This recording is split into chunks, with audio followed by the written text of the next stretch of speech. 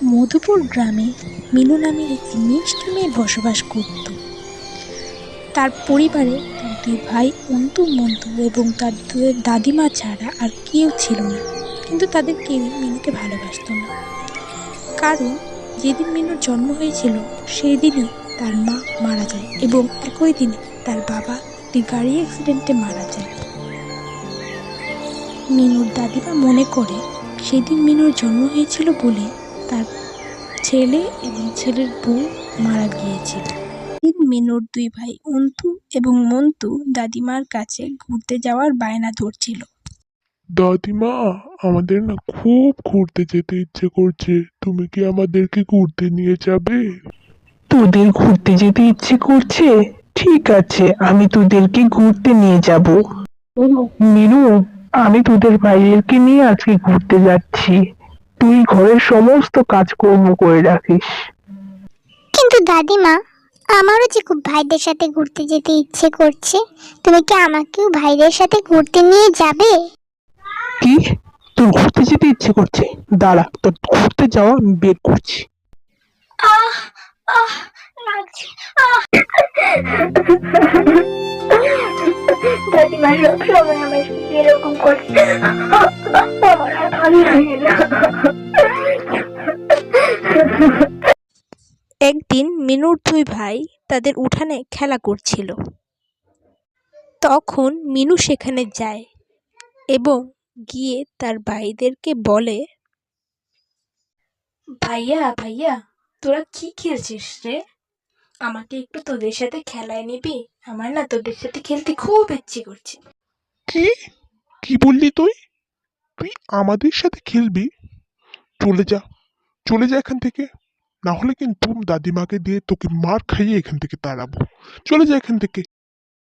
এভাবেই দুঃখে কষ্টে মিনুর দিন কাটতে থাকলো। একদিন মিনুর দাদির খুব অসুখ হলো এবং সে অসুখে কাতরাতে কাতরাতে মিনু এবং অন্তুমন্তুকে ডাকতে থাকলো। মিনু, মিনু, এই মিনু, অন্তু, মন্তু, তোরা দেখে যা, একটু এদিকে আয় তো। ভাইয়া দেখ, দাদিমা আমাদেরকে ডাকছে, চল গিয়ে দেখে আসি দাদিমা কেন আমাদেরকে ডাকছে। না না, আমরা যেতে পারবো না, যেতে হলে তুই যা। আমরা কেন যাব? ভাইয়া, তোরা দাদিমার কাছে যাবি না? ঠিক আছে, আমি দাদিমার কাছে যাচ্ছি। এই বলে মিনু তার দাদিমার কাছে গেল। ও মা, দাদিমার তো খুব অসুখ হয়েছে, জ্বরে গা পুড়ে যাচ্ছে। যাই, আমি গিয়ে ডাক্তার আপাকে ডেকে নিয়ে আসি।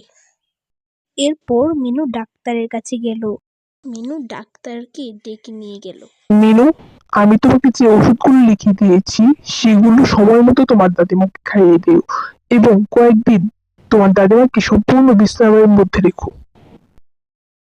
ম্যাডাম, আপনাকে অনেক ধন্যবাদ, আপনি আমার দাদিমার চিকিৎসা করেছেন।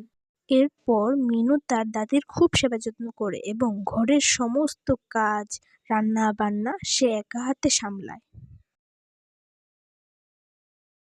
মিনু, তুই আমাকে সেবা করে সুস্থ করেছিস, কত কাজকর্ম তুই একা হাতে সামলিয়েছিস। আর এরা দুই ভাই তোকে সব সময় অবহেলা করেছে, আর আমার দিকে তো ফিরেও তাকায়নি। এই অন্তু মন্তু, তোরা চলে যায় আমার বাড়ি থেকে, আমার চোখের সামনে থেকে দূর হয়ে যা। দাদিমা, তুমি ওদেরকে তাড়িয়ে দিও না, ওরা তো আমারই ভাই। ওরা আমাকে যতই অবহেলা করুক, অপমান করুক, আমি তো আর ওদেরকে ফেলে দিতে পারি না। তুমি ওদেরকে তাড়িয়ে দিও না দাদিমা, তুমি ওদেরকে ক্ষমা করে দাও।